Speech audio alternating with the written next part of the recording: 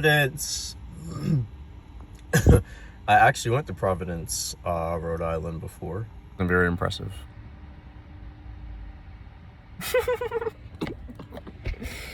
Well, now that I've got it out, let me just say a couple of things. It's about some weed. Dude, the amount of people that I had to ask to go inside that store and buy weed for me. It was actually kind of funny. This is one of the weirdest things about me. that I'm realizing. I'll have a real conflict. Not like a real conflict. And it's because I realize it's not a real conflict. Because the only actual conflict is this right here. Like, I'm not even kidding. I'm literally not even kidding. The only conflict is whether or not you can drink enough water. You can easily... Not super easily, but you can get enough food to eat. People will give that to you. People will... I don't know. You can find it in the dumpsters. People eat. That's what I'm saying. I don't live like that. But I've met homeless people. I've seen homeless people who spend years and years never panhandled one time, and they eat every day.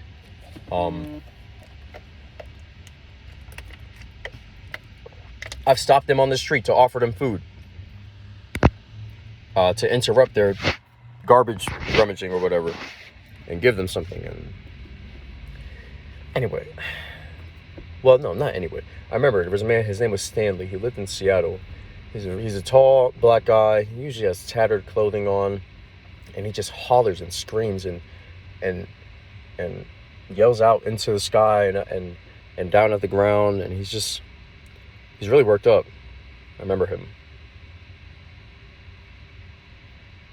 I remember I told him, cause he like rejected the food that I offered him. This is a totally unrelated thing, but I remember, I just want to talk about it, I guess. He rejected the food that I offered him, and I was like, no, I mean, seriously, you can have this. And then he like reluctantly took it.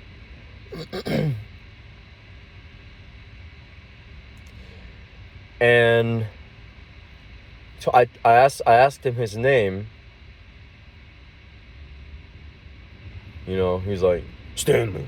He's very, very, it's not that he's aggressive. Honestly, I think he reminds me of, that man I used to work with who had autism in some ways.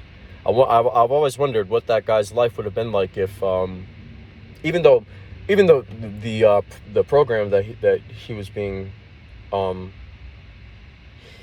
program that he was in, even though it was like super underfunded and understaffed and all this, I kind of forgot I was recording.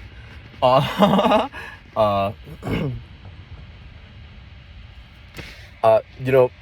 fact is that he actually kind of had it better than if he were to just be thrown out onto the street. And that's kind of what I think I saw with a lot of people, and continue to see with a lot of people. Some people are just really struggling mentally and should never have even been able to slip through the cracks so far. Anyway, I'm rambling about Stanley. I remember one time, because every other time I tried to talk to him after that, he wouldn't like even respond. He would just keep walking by like he couldn't even see me. And then I remember another time long after that, I was just, I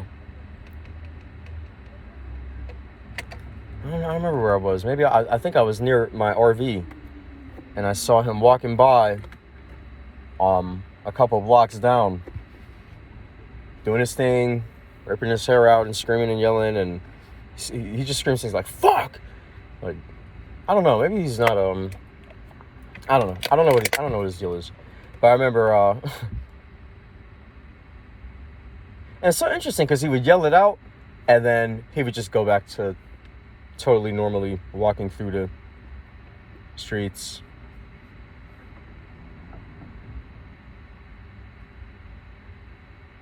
I remember actually a lot of people used to panhandle in the middle of the street out there. Stanley, I never saw him panhandle. I never saw him ask for help one time. I don't remember that.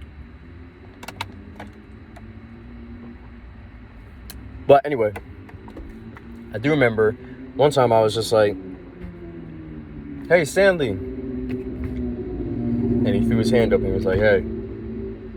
From like way across the street, from like 2 streets over maybe.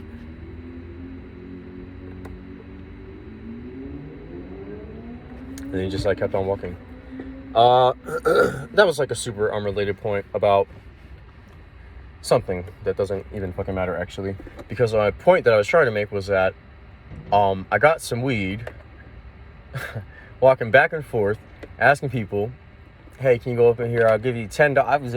I'm offering you $10. I got $30. I need you to. I'm just asking somebody to throw 20 on the weed for me. You can keep the change. Hell, I'll even smoke you out. Okay, go in there, please." I had to ask so many fucking people. Swear to God. Okay, security guard. I don't think he was a security guard. He might have just worked there. First guy, I kind of shut up when he came out because, you know, he was kind of looking at me a lot. And he started smoking a cigarette, maybe waiting for me to try it again so he could tell me to get lost. So I just kind of shifted away, tried a couple other streets, and then I finally found somebody. I asked him if he could go in there for me. He was like, he was picking up, he was smoking almost desperately this tiniest little cigarette that I've ever seen. I asked him if he could go in and get some weed for me if he had a license.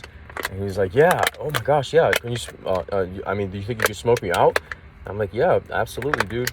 You know, I got the money for you, this and that." And then before we even took another step, he picked another cigarette butt off the ground and started smoking that one. So I knew I found one of my people. At that point. Right, a resourceful person who understands the value of something similar to what I enjoy.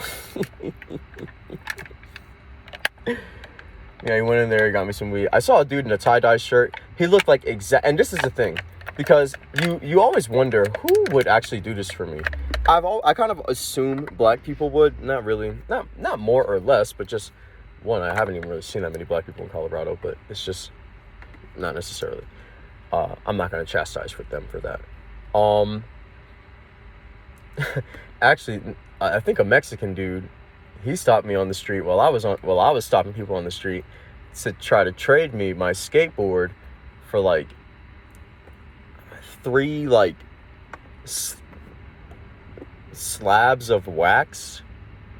I don't know exactly what you call them. It's kind of a lot of weed, honestly. Or wax, like very like extremely potent weed that you're just carrying around and trying to trade for a skateboard. There are a lot of skateboarders out here though. And actually the streets are very, very, you know, I had a bad impression coming in. But I didn't start in Denver. I started in fucking Sterling, you know. So I had a bit of conflict on the way in, but I'm beginning to like Denver. The people out here are really nice tippers. I appreciate that. The homeless seemed chill. I think that guy was homeless, but just happened to have an ID. Or maybe he wasn't homeless. Let me not assume. Make an ass of you and me.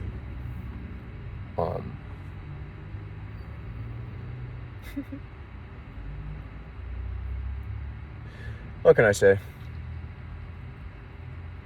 Well, what I was saying was that, and I don't want to keep calling her old lady. The older woman, maybe in her 50s, honestly. Really, I would not have assumed that she was the person that would have bought the weed for me. The first person that I asked, I actually did think. I actually did. She was kind of an older lady. She seemed...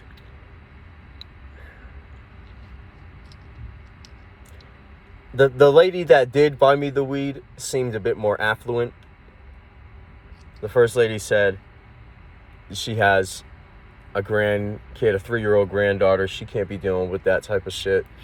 I kind of thought to myself, like, what?